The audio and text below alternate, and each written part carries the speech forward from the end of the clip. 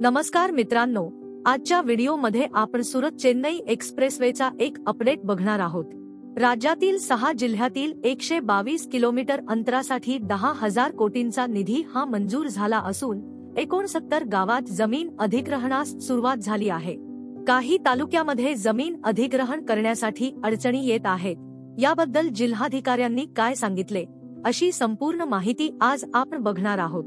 मित्रांनो, व्हिडिओमध्ये पुढे जाण्याआधी आपण जर आपल्या चॅनलवर नवीन असाल तर चॅनलला सबस्क्राइब करायला विसरू नका। या आपल्या चॅनलवर असेच अपडेट येत असतात, तेव्हा चॅनलला नक्की सबस्क्राइब करा। मित्रांनो, राज्यासह संपूर्ण देशभरात अनेक राष्ट्रीय महामार्गांची कामे जोमात चालू आहेत।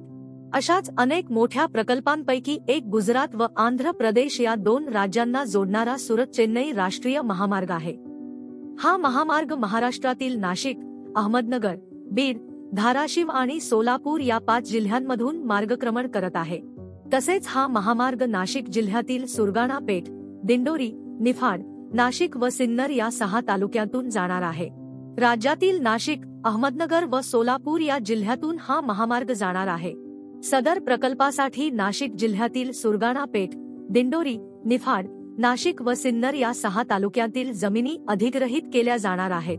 भविष्यात या महामार्गामुळे नाशिक सुरत प्रवास अवघ्या 1.25 तासात पूर्ण होईल, तर नाशिक ते सोलापूर अंतर 50 किलोमीटरने कमी होणार आहे।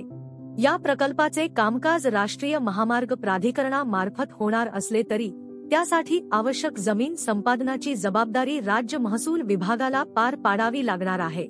सदर सुरत चेन्नई ग्रीनफील्ड प्रकल्पासाठी दाखल दावे आणि हरकतींवर महिना अखेरपर्यंत निर्णय घेऊन ते निकाली काढण्यात यावे, असे आदेश जिल्हाधिकारी डी. गंगाधरन यांनी सोमवारी शासकीय यंत्रणांना दिले आहेत।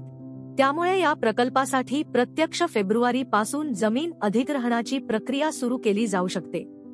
केंद्र सरकारच्या भारतमाला योजने अंतर्गत 1270 किलोमीटरचा सुरत चेन्नई ग्रीनफील्ड प्रकल्प उभारण्यात येत आहे। जिल्हा प्रशासनाने नाशिक, निफाड, सिन्नर व दिंडोरी या 4 तालुक्यामधील भूसंपादनाची अधिसूचना प्रसिद्ध करून त्यावर हरकती व सूचना मागविल्या आहेत।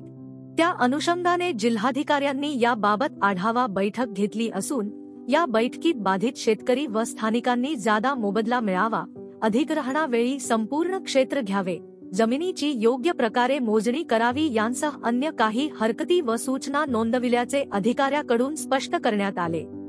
त्यावर जानेवारी अखेरपर्यंत निर्णय घेत दाखल सर्व दावे निकाली काढावेत, अशी जिल्हाधिकाऱ्यांनी सूचना केली आहे। यावेळी 6 तालुक्यांतील महसूल अधिकाऱ्यांसह संबंधित विभागाचे अधिकारी उपस्थित होते। जिल्ह्यात 6 तालुक्यात 3 टप्प्यांमध्ये प्रकल्पाचे काम होणार आहे। त्यात पेठ व सुरगाणा तालुक्यात पर्यावरण विभागाच्या परवानगी अभावी प्रशासनाला अधिसूचना प्रसिद्ध करण्यात अडचणी येत आहेत।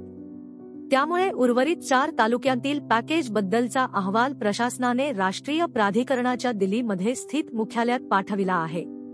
आता हा मार्ग कसा असणार आहे याबद्दल थोडक्यात जाणून घेऊ।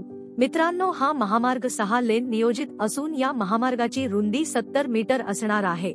मात्र भविष्याचा विचार करता या महामार्गासाठी 100 मीटरपर्यंत जमीन अधिग्रहित केली जाणार आहे। साधारणपणे डिसेंबर 2025 पर्यंत या रस्त्याचे बांधकाम पूर्ण होईल अशी सरकारला आशा आहे।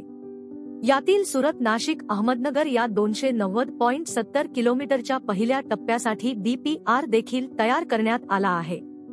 मित्रांनो, अशाच अपडेटसाठी आपण आपल्या टेलिग्रामला जॉईन व्हा, त्याची लिंक ही डिस्क्रिप्शन मध्ये दिलेली आहे।